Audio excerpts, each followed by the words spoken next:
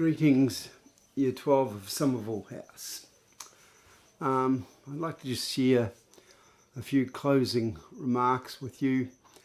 Some of you have been at school a lot longer than me, maybe some of you a little bit less. I've only been at Somerville House for 3.5 years, but I've got to know a few of you and really appreciated my time with you, and I hope I'm able to share my at least in my behaviour, if not in words, my love of life and love of learning and love of the Almighty as well, perhaps.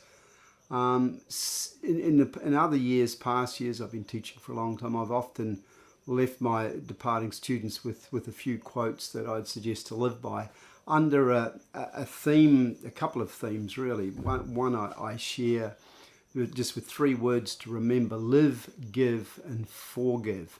Live your life to the max, really embrace all the opportunities and challenges that come your way.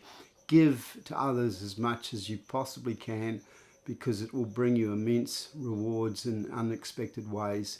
And forgive easy, often, and early, because people will betray you, sometimes in the most difficult, challenging circumstances. Forgiveness is a very powerful thing, and it's for your benefit. One of the worst things you can do is develop bitterness, because bitterness separates you from other people and it really eats away at your inside. So for learning to forgive, it's in the Lord's Prayer, forgive others as you would have them forgive you. But you can't expect others to forgive you if they feel wronged by you, but you need to learn to forgive, and that can be a really difficult thing. So it's one of those phrases I've often given students on departing: live, give, and forgive.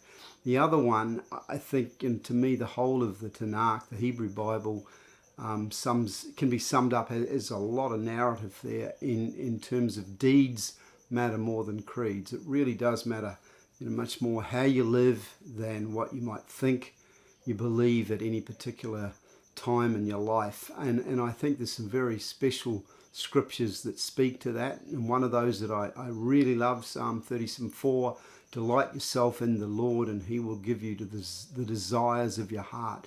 If you really love the Almighty, if you really work to focus on him and his desire for you, then he will give the things that you most desire in your heart. At least you'll learn that you most desire and need. And I love when Yeshua was approached. He was speaking to a crowd, and his mum and brothers and sisters had arrived, and someone informed him of that, and he said to the crowd that those who do the will of the Father are my brothers, my mother, and my sister.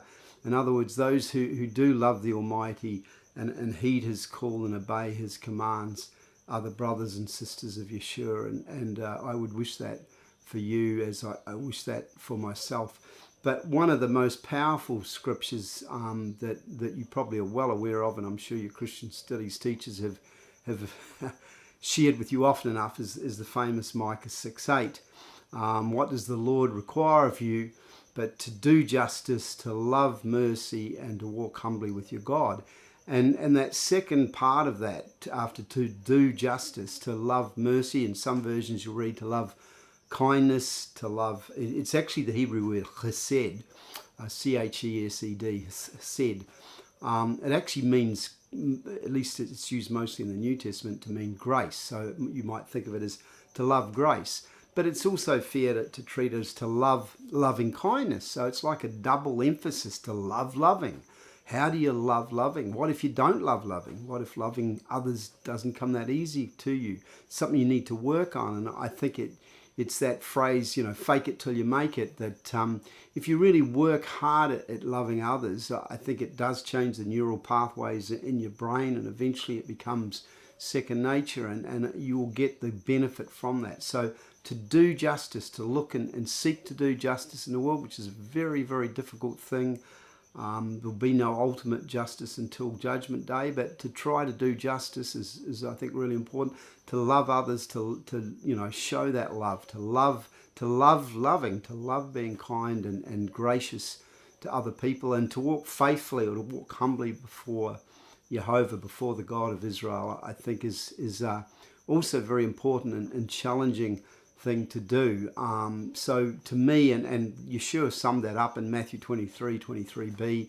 He was actually speaking critically of some of the things that the Pharisees were doing, but he says at the end of it that they should love justice, that they should love mercy, and should love being faithful, being humble and faithful before the Almighty. So he did actually repeat Micah 6:8 as I understand it. So I'd like to leave you with those thoughts that as you go into the world, a really challenging place to be, although I absolutely love being at uni, and so if you're going to uni or to TAFE, I hope you'll find that, or if you're having a year off as a gap year, I think it's a great thing to do to find your feet in the world and earn a little bit of money perhaps before you go to uni. Whichever way you do, I do challenge you to have a bedrock of faith behind that, to seek the Almighty if you haven't found him, because if you seek him with all your heart, Jeremiah 29:13 I think it is, he will find you. But if you don't seek him, he may even hide himself from you, which is not really a good place to be. So I really encourage you to step out with courage and faith, and remember that deeds matter more than creeds. That really is important. How you live, more than what you think or believe about any specific issue, because that can change all the time.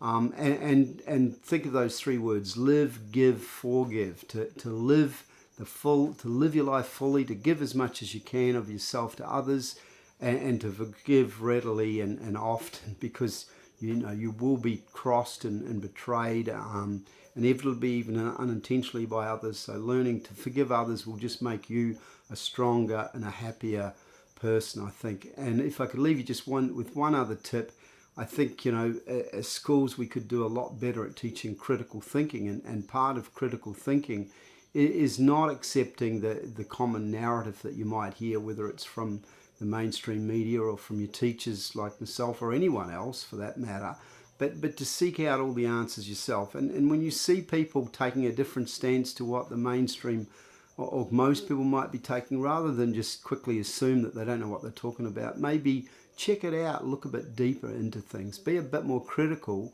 on all issues. Just don't assume that things are as you've been told they are, because you might learn a lot and change your perspective on a lot of things, and broaden your horizons, and you never know where that might lead you. So I wish you all well.